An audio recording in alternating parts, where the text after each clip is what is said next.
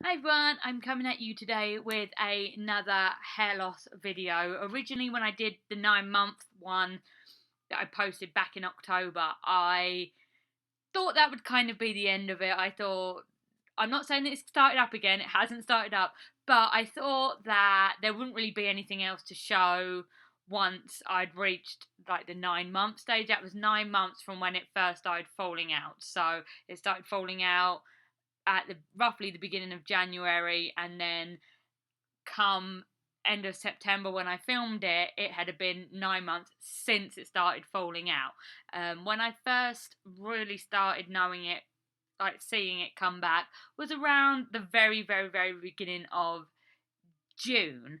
So with that, if it was like June, July, August, September, that was only really 4 months of regrowth. But now we're in May 2020, so that would be another 6 months since then, which would have been almost exactly a year since I first started noticing the regrowth, because it fell out between January and the end of May, and then I really kind of noticed it coming back from June onwards. So it's almost like a full year since I really started seeing it coming back. So as you can kind of see, it's not bad. It's kind of all filled in a lot now, which is obviously good. This, I didn't realise how much had gone, but like looking at it now, it's almost completely filled back in. So that's good.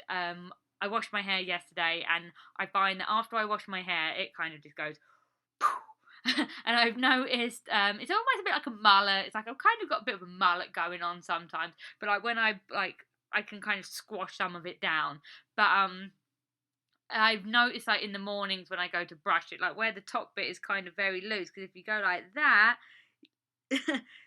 you can see it's actually, it doesn't just lay flat, it is kind of all there, and that bit gets really knotted in the morning, which is a bit of a pain. But like where I've noticed it the most, it's also, as you can see just by lifting it up, like this front bit, it's like that's kind of how I always have it. But at the moment, it's like where I've been like leaning on it, it kind of goes curly and it goes really bad. So like this front bit, if I can try and section it off, this front bit here was the bit that obviously survived.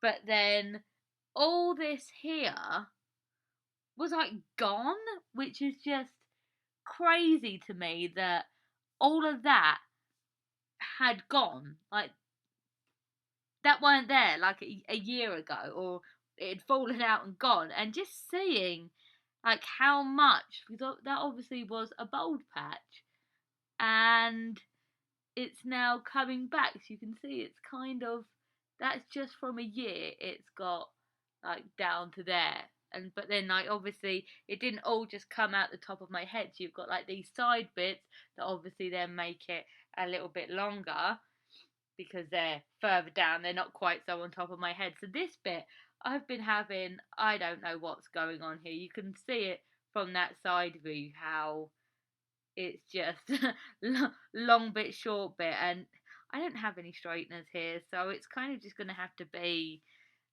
a little bit puffy. I tried to like put the short bit on the bottom and then lay the longer bit over the top. So I mean, it's got a lot of volume at the moment, but it's gone very bouffant, which is mental. And then on this side, again, like all that wasn't there. It's like that was all gone. So when you see it as like that much, and to think like all of that was just like nothing, it's just mental. And then you've got like this bit that there's more of it there, so that kind of gives you, you can see how it's kind of growing back. There's like the bit on top of my head, there's the bits on the side of my head.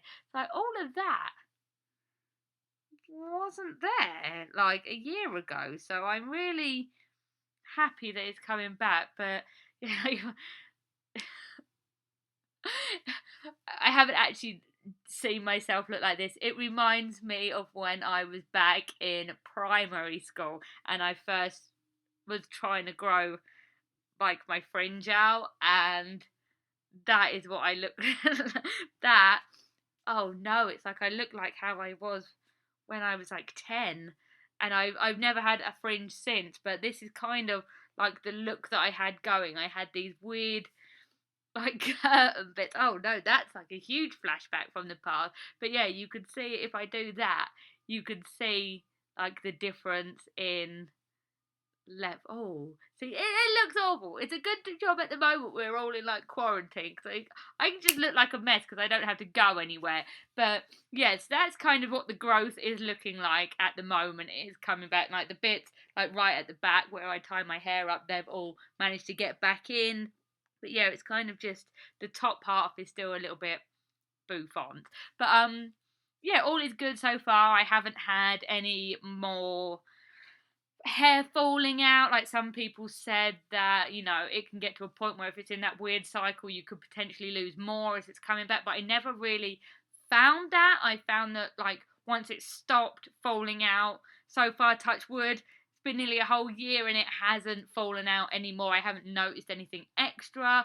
Like, I haven't really dug around to see if, like, the worst patches are filling in. Like, I'm kind of happy with the progress that I've making, so I don't really want to look and see if there's any more like holes that maybe haven't filled in as well. But I'm happy with how it's going. It also, that's why, if you've been following some of my videos, in my early videos, like the first doctor I saw told me it was alopecia areata, where that's like an autoimmune thing where it seems that it keeps coming back and happens more. Where with Telogen Effluvium, it's really hard to say.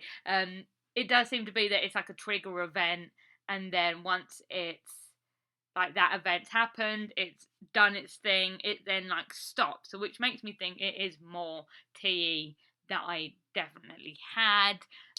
When I saw the specialist, he didn't give it a name as to what I had, but I'm pretty sure it was more that. Like now I've seen like the cycle of things. I'd be happy if it never happened again.